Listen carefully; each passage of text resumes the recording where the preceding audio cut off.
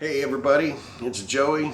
I want to talk to you guys a little bit about 2025 and what's coming up and how the music business looks like it's going to be trending and what that means for aging musicians. And we're going to talk about that and a lot more. This is kind of an off-the-cuff video today. This is Thanksgiving week, by the way, so happy Thanksgiving out there to everybody who enjoys celebrating this American holiday. And yeah, so happy Thanksgiving. Today's actually Monday. This video will probably come out Tuesday or Wednesday, but I'm going ahead and I'm recording it now because it is a holiday week. It's kind of busy. I'm looking forward to spending some time with family and friends during the holiday, and also have a gig on Saturday over in Port Aransas, Texas at Shorty's place. So if you happen to be in the Coastal Bend area of South Texas and you're out and about down here visiting family or wherever the case may be, come on out to Shorty's. We'd love to play for you. My full band, Midnight Players Collective, will be bringing the tunes, so bring on it on. Aside from that, let's see what else is going on. 2025. This is about the time of year where I like to take a look at where my music career is at and where I want to kind of put my focus into the next year, and what I want to do and what I want to accomplish musically over the next 12 months. And so I start thinking about that and start gearing myself towards that a little bit. And one of the questions I always wind up asking myself is, where's the music trends headed, in the upcoming year, and what can I expect to have to deal with? And if you look at popular music and what's out there in the world today, and country's broke wide open. Country music is a big genre. So if you're in country music in 2025, you're probably going to be doing all right, whether you're playing covers or you're writing originals or whatever the case may be.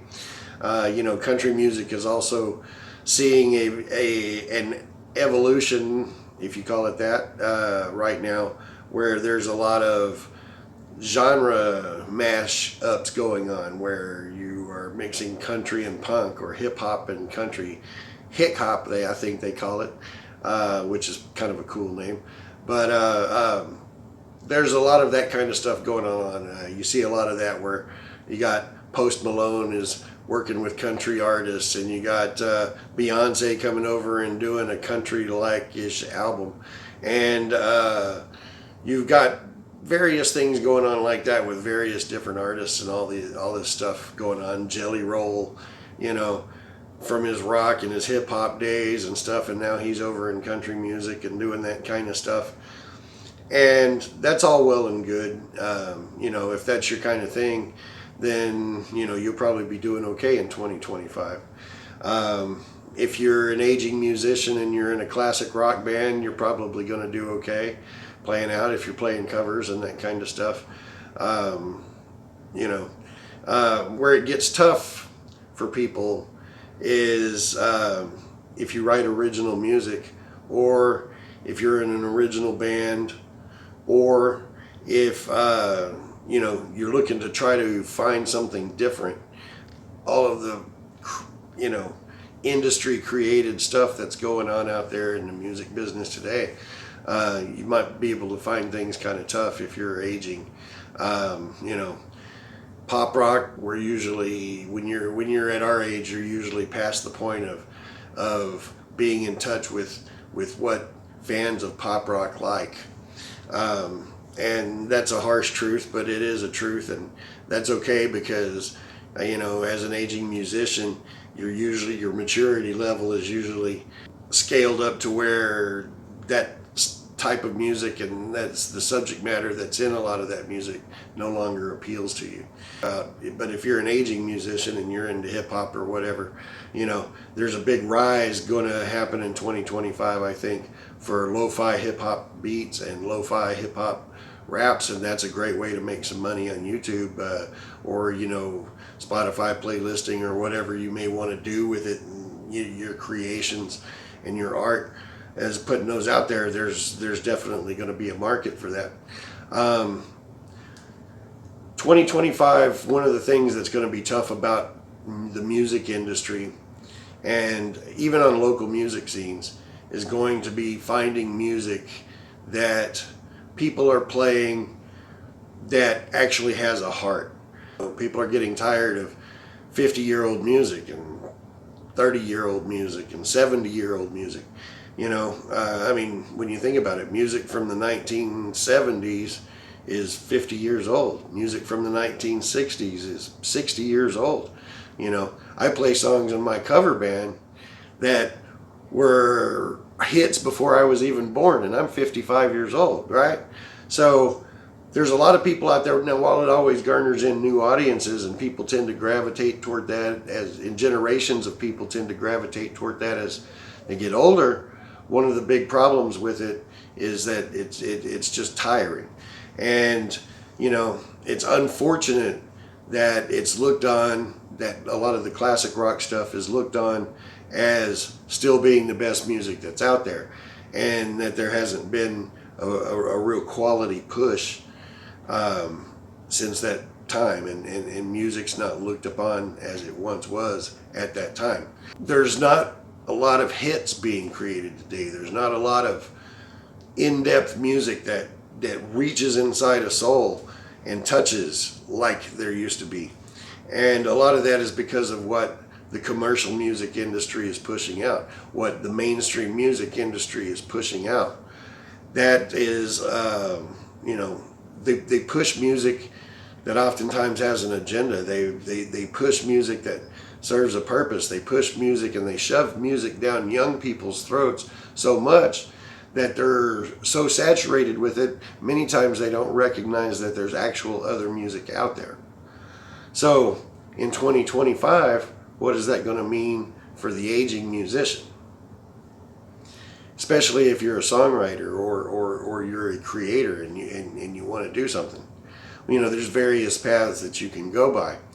You can take the path of popular mainstream stuff. You can take the path of playing in classic cover bands. You can take the path of trying to create with your own original music and hope that you can sell some of it, or that you can get some of it over enough to get on some local circuits, some tours, or some festival invites and those kind of things like that, and do fairly well on YouTube and Spotify and that kind of stuff.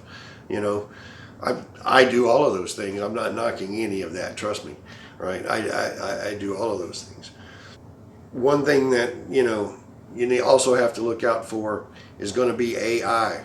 And I was looking for backing tracks the other day to just sit around and jam to out of sheer boredom, and I was amazed at the amount of songs that popped up saying that they're royalty free and all of this kind of stuff, and you can use them in your music and all of that kind of stuff. And you've looked to find out that a lot of this music is AI generated. It's not even created by people.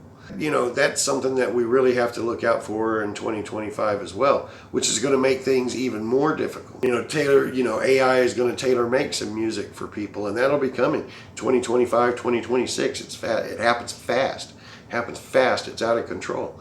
And so whatever you choose to do in 2025 musically, right? As an aging musician, I implore you that whatever you decide to do, make sure that you make that music from your heart.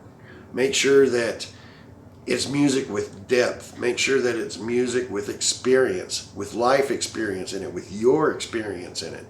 Make sure that the music you create is you, and that it's authentic and it's true and it's real, no matter what genre of music you're doing, right? And like I say, I don't want to knock on modern mainstream music. If your heart is really into that, then go ahead and do that. But be honest with yourself, because it's going to show in your music. Your honesty is going to show in your music.